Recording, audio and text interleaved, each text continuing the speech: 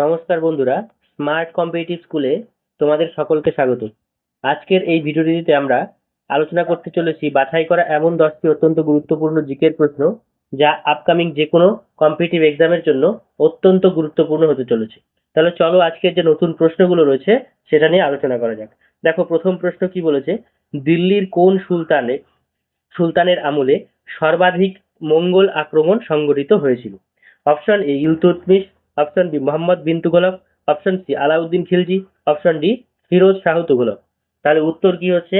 এর উত্তর হচ্ছে আলাউদ্দিন খিলজি। এর সময় সবচেয়ে বেশি বার মঙ্গল আক্রমণ সংঘটিত হয়েছিল। তাই দেখো, আলাউদ্দিন খিলজির সময়কাল কখন থেকে কখন? 1296 থেকে 1316 খ্রিস্টাব্দ। 10 বারেরও বেশি মঙ্গল আক্রমণ সংঘটিত হয়েছিল এবং সেগুলি তিনি সফলভাবে প্রতিহত করেন। তার সময়ে বিখ্যাত মঙ্গল সেনাপতি ছিলেন কুলতুগ খাজা, ভারত আক্রমণ করেছিলেন। ঠিক আছে, তাহলে অতিরিক্ত তথ্যের মধ্যে রয়েছে, দেখো, যে ভারতের প্রথম মঙ্গল আক্রমণ ঘটে ইলতুৎমিশের শাসন আমলে। চেঙ্গিস খা ভারত সীমান্ত পর্যন্ত এসেছিলেন, তবে দিল্লি আক্রমণ করেননি। দিল্লি আক্রমণ করার আগেই ফিরে যান। নেক্সট প্রশ্ন, যে অসহযোগ আন্দোলনে প্রথম গ্রেপ্তার হওয়া নেতা কে? Option A Mahatma Gandhi, option B Deshbandhu Chittaranjan Das, option C Motilal Nehru, option D Subhash Chandra Bose. তাহলে উত্তর হচ্ছে অপশন বি দেশবন্ধু চিত্তরঞ্জন দাস। তাহলে 1920 খ্রিস্টাব্দে মহাত্মা গান্ধীর নেতৃত্বে অসহযোগ আন্দোলন শুরু হয়। এই আন্দোলনে প্রথম গ্রেপ্তার হওয়া বিশিষ্ট নেতা হলেন দেশবন্ধু চিত্তরঞ্জন দাস। তাহলে অসহযোগ আন্দোলন ছিল গান্ধীজির প্রথম সর্বভারতীয় আন্দোলন। আন্দোলনটি কবে শুরু হয়? 1920 সাল থেকে 1922 সাল পর্যন্ত।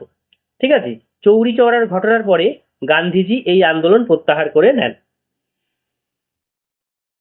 ভারতের প্রথম পঞ্চবার্ষিকী পরিকল্পনায় প্রবৃদ্ধির লক্ষ্যমাত্রা কত ছিল, মানে বৃদ্ধির হার কত ছিল? Option A 2.1%, option B 3.1%, option C 4.5%, option D 5.6%। তাহলে এর উত্তর কি হবে? এর উত্তর হচ্ছে 2.1%। দেখো, প্রথম পঞ্চবার্ষিকী পরিকল্পনা যেটা হয়েছিল 1951 থেকে 1956 সালে, মূলত কৃষি এবং সেচ ব্যবস্থার উন্নয়নের উপরে জোর দেয়। ঠিক আছে, তাহলে এটি হ্যারোড ডোমার মডেলের উপর ভিত্তি করে তৈরি হয়েছিল। হ্যারোড ডোমার এর প্রবৃদ্ধির লক্ষ্যমাত্রা কত ছিল? 2.1%। প্রকৃত প্রবৃদ্ধি অর্জিত হয়েছিল 3.6%, মানে যে টার্গেট রাখা হয়েছিল তার থেকে বেশি বৃদ্ধি হয়েছিল। 4 নম্বর প্রশ্ন দেখো, যে বিশ্ব বাণিজ্য সংস্থা WTO এর পূর্বসূরি প্রতিষ্ঠান কোনটি? Option A IMF, option B world bank, option C UNCTAD, option D GATT। তাহলে এর উত্তর কি হবে? এর উত্তর হচ্ছে অপশন ডি গ্যাট। ঠিক আছে, গ্যাটের ফুল ফর্ম তোমাদের জানতে হবে, general agreement on trades and trade. আন্তর্জাতিক বাণিজ্য শুল্ক হ্রাস এবং বাণিজ্য সম্প্রসারের উদ্দেশ্যে এই প্রতিষ্ঠানটি প্রতিষ্ঠিত হয়েছিল। ঠিক আছে, তার মানে আগে গ্যাট ছিল, সেটা পরবর্তীতে কি হলো? পরবর্তীতে WTO তে পরিণত হলো। দেখো, তাহলে গ্যাট প্রতিষ্ঠিত হয় কত সালে? 1947 সালে। 1 জানুয়ারি 1995 সালে এটি WTO তে রূপান্তরিত হয়। WTO এর সদর দপ্তর কোথায় রয়েছে? Geneva, Switzerland. Indian council act 1909 এর প্রধান বৈশিষ্ট্য কি? অপশন এ দ্বৈত শাসন ব্যবস্থা, অপশন বি পৃথক নির্বাচন মণ্ডলী, অপশন সি পূর্ণ স্বরাজ, অপশন ডি প্রাদেশিক স্বায়ত্তশাসন। তাহলে এর উত্তর কি হচ্ছে? এর উত্তর হচ্ছে অপশন বি পৃথক নির্বাচন মণ্ডলী। তাহলে এই আইনের মাধ্যমে মুসলিমদের জন্য পৃথক নির্বাচন ব্যবস্থা চালু করা হয়েছিল। তাহলে এটি মর্লে মিন্টো রিফর্মস নামেও পরিচিত, 1909 খ্রিস্টাব্দের যে রিফর্মসটা।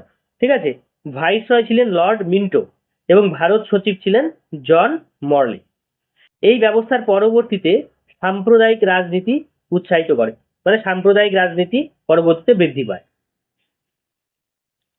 অন্ধ্রপ্রদেশে অবস্থিত ভারতের একটি স্বাদু জলের হ্রদের নাম কি? অপশন এ চিল্কা হ্রদ, অপশন বি লোকটাক হ্রদ, অপশন সি কোলেরু হ্রদ, অপশন ডি পুষ্কর হ্রদ। তাহলে উত্তর কি হচ্ছে? এর উত্তর হচ্ছে ছয়ের সি কোলেরু হ্রদ, এটা অন্ধ্রপ্রদেশে রয়েছে। তাহলে চিল্কা হ্রদ কোথায় রয়েছে? চিল্কা হ্রদ উড়িষ্যায়। লোকটাক হ্রদ কোথায় রয়েছে? মণিপুর। আর পুষ্কর হ্রদ কোথায় রয়েছে? পুষ্কর রাজস্থান। তাহলে দেখো, কোলেরু হ্রদ ভারতের অন্যতম বৃহৎ স্বাদু জলের হ্রদ। এটি অন্ধ্রপ্রদেশের কৃষ্ণা এবং গোদাবরী বদ্বীপে অবস্থিত। চিল্কা হ্রদ উড়িষ্যার লবণাক্ত, ঠিক আছে। আর লোকটাক হ্রদ হচ্ছে মণিপুরের ভাসমান দ্বীপের জন্য বিখ্যাত। আর পুষ্কর হ্রদ কোথায় রয়েছে? রাজস্থানে। পলাতক অপরাধীকে গ্রেপ্তারের উদ্দেশ্যে ইন্টারপোল কোন নোটিশ জারি করে? Option A blue notice, option B yellow notice, option C red corner notice, option D green notice. তাহলে এর উত্তর কি হবে? উত্তর হচ্ছে option C red corner notice, এটা জারি করে। রেড কর্নার নোটিশ হলো ইন্টারপোল কর্তৃক সদস্য রাষ্ট্রগুলিকে পাঠানো একটি আন্তর্জাতিক সতর্কবার্তা, যার মাধ্যমে পলাতক অপরাধীর অবস্থান নির্ণয় এবং অস্থায়ী গ্রেপ্তারের অনুরোধ করা হয়। তাহলে ব্লু নোটিশে কি করা হচ্ছে? ব্লু নোটিশে হচ্ছে অতিরিক্ত তথ্য সংগ্রহের জন্য। ইয়েলো নোটিশ নিখোঁজ ব্যক্তি শনাক্ত করতে। আর গ্রিন নোটিশ হচ্ছে বিপজ্জনক অপরাধী সম্পর্কে সতর্ক করতে। প্রাকৃত শব্দ ধম্ম কোন শাসকের সঙ্গে সম্পর্কিত? Option A Chandragupta Maurya, option B Bindusara, option C সম্রাট অশোক, অপশন ডি কনিষ্ক। তার উত্তর হচ্ছে অপশন সি সম্রাট অশোকের সাথে সম্পর্কিত। কলিঙ্গ যুদ্ধের পর সম্রাট অশোক বৌদ্ধ ধর্মের নীতি আদর্শের দ্বারা প্রভাবিত হন এবং প্রভাবিত হয়ে তিনি ধম্ম নীতি প্রচার করেন। ধর্মের মূল শিক্ষা হলো অহিংসা, সহনশীলতা এবং সকল ধর্মের প্রতি শ্রদ্ধা। আর তার শিলালিপি এবং স্তম্ভলিপিতে ধর্মের উল্লেখ পাওয়া যায়, শিলালিপি এবং স্তম্ভলিপিগুলোতে। নিচের আন্দোলনগুলিতে সঠিক কালানুক্রমে ক্রম নির্ণয় করো। অপশন এ খিলাফত, স্বদেশী, হোমরুল, আইন অমান্য। অপশন বি স্বদেশী, হোমরুল, খিলাফত, আইন অমান্য। অপশন সি হোমরুল, স্বদেশী, আইন অমান্য, খিলাফত। আর অপশন ডি হচ্ছে স্বদেশী, আইন অমান্য, খিলাফত, হোমরুল। তাহলে দেখতে হবে যে কোনটা কত সালে হয়েছিল। মানে এর উত্তরটা হবে হচ্ছে অপশন বি হোমরুল এবং আইন অমান্য। তাহলে স্বদেশী আন্দোলন কবে হয়েছিল? স্বদেশী আন্দোলন হয়েছিল 1905 খ্রিস্টাব্দে।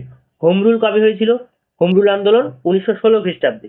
খিলাফত হয়েছিল 1919 খ্রিস্টাব্দে। আর আইন অমান্য সবার শেষে 1930 খ্রিস্টাব্দে। ঠিক আছে। তাহলে দেখো এখানে সালগুলো দেওয়া রয়েছে। এই সালগুলো তোমরা যদি জানো তাহলেই এর ফর্মগুলো তোমরা করতে পারবে। গঙ্গা অ্যাকশন প্ল্যান জিএপি কত সালে চালু হয়? অপশন এ 1982 সাল, অপশন বি 1984 সাল, অপশন সি 1985 সাল, অপশন ডি 1990 সাল। তাহলে উত্তর হচ্ছে অপশন সি 1985 সাল। তাহলে গঙ্গা নদীর দূষণ নিয়ন্ত্রণ এবং জলমান উন্নয়নের উদ্দেশ্যে 1985 সালে গঙ্গা অ্যাকশন প্ল্যান চালু হয়েছে। তৎকালীন প্রধানমন্ত্রী কে ছিলেন? রাজীব গান্ধী এই প্রকল্পের সূচনা করেন। প্রথম পর্যায়ে গঙ্গার তীরবর্তী 25টি শহরকে আবর্জনা মুক্ত করা হয়। পরবর্তীতে এটি জাতীয় নদী সংরক্ষণ কর্মসূচির অন্তর্গত হয়ে যায়। ঠিক আছে। তাহলে আজকের মতো এ পর্যন্তই। ভিডিওটিকে ভালো লাগলে তোমরা লাইক, শেয়ার এবং সাবস্ক্রাইব করবে। ভিডিওটিকে শেষ পর্যন্ত দেখার জন্য অনেক অনেক ধন্যবাদ।